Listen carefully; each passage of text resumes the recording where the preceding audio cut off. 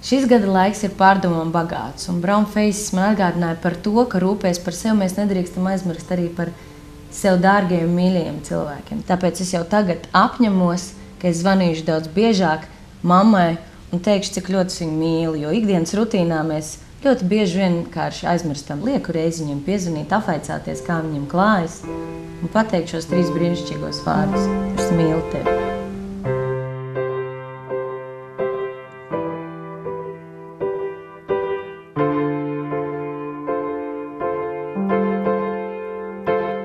Un brīvību.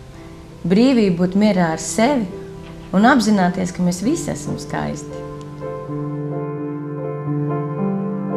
Iegūsti nevainojumu gludu sejasādi ar Brown Face un esi brīva.